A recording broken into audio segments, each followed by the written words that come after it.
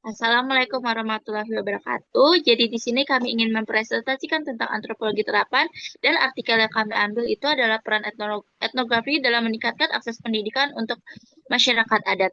Sebelumnya, izinkan kami semua memperkenalkan diri. Nama saya Weresi Devianti. Saya Intan Pratiwi. Saya Tanir Fatima. Saya Ibu Saya Sulsel Elisa, Salamin. saya Elisa Karolin. Udah apa? Oke, oke. Jadi, eh, yang kita tahu itu kan, eh, nah, antropologi terapan adalah penggunaan teori dan praktik antropologi untuk memecahkan masalah nyata di masyarakat, seperti dalam bidang kesehatan, bisnis, pendidikan, dan lingkungan, dengan fokus pada pemahaman budaya, perilaku manusia, serta menciptakan solusi yang sesuai secara kontekstual dan etis. Nah, di sini kami mengambil dalam bidang pendidikan. Nah, etnografi sendiri itu adalah metode penelitian kualitatif dalam disiplin antropologi dan sosiologi yang berfokus pada deskripsi dan analisis mendalam tentang kebudayaan suatu kelompok masyarakat atau suku bangsa dengan cara melibatkan langsung dalam komunitas tersebut. Tujuan utamanya adalah memahami fenomena budaya, sosial, perilaku manusia, dan sudut pandang partisipan serta menguraikan pola dan sistem kehidupan mereka berdasarkan pemahaman dari dalam. Jadi, uh, diusut secara langsung. Yang pertama di sini tuh artikelnya tujuan utama dari etnografi dalam pendidikan sendiri adalah untuk menggambarkan serta membangun pemahaman mengenai struktur sosial dan budaya dalam suatu komunitas. Budaya sendiri bukan sekedar aspek material tetapi juga mencakup ide, gagasan, pemikiran, emosi, perilaku serta berbagai hasil karya dan aktivitas yang dihasilkan oleh manusia dalam masyarakat tersebut. Selanjutnya ada identifikasi masalah. Ya, Siapa? selanjutnya itu ada identifikasi.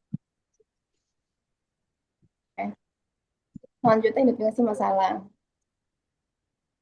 Sebagai hak dasar setiap individu pendidikan seharusnya dapat diakses oleh seluruh masyarakat, namun termasuk komunitas adat di berbagai wilayah Indonesia.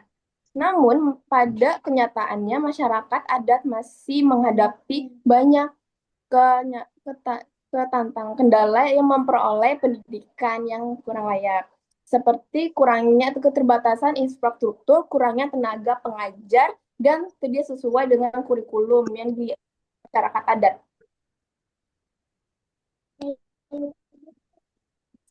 Oke, selanjutnya. Nah, Lanjut. di sini selanjutnya ada solusi dari permasalahan. Di situ ada 3, ada beberapa solusi dapat diterapkan untuk meningkatkan akses pendidikan bagi masyarakat adat tanpa menghilangkan identitas budaya mereka. Oleh karena itu, solusi yang ditawarkan harus berbasis kepada kebutuhan dan nilai-nilai budaya. Antara lainnya adalah yang pertama ada kurikulum inklusif dan kontekstual. Yang kedua ada kolaborasi dengan pemangku kepentingan lokal. Dan yang terakhir di situ ada penyediaan infrastruktur pendidikan di wilayah terpencil.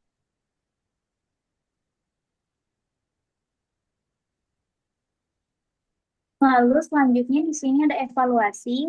Jadi pendidikan itu nggak hanya terjadi di sekolah formal, tapi juga terjadi dalam kehidupan sehari-hari masyarakat adat.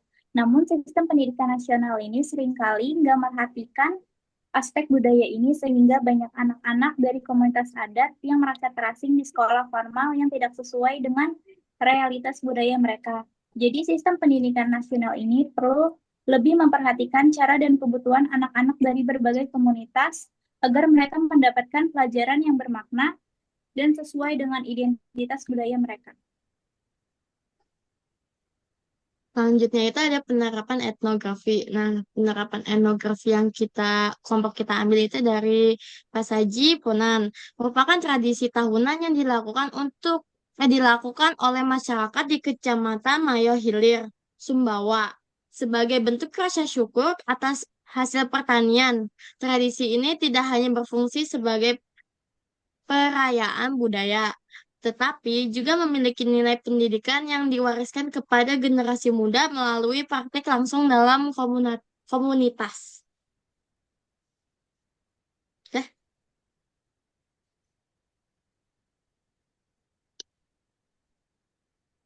Oke.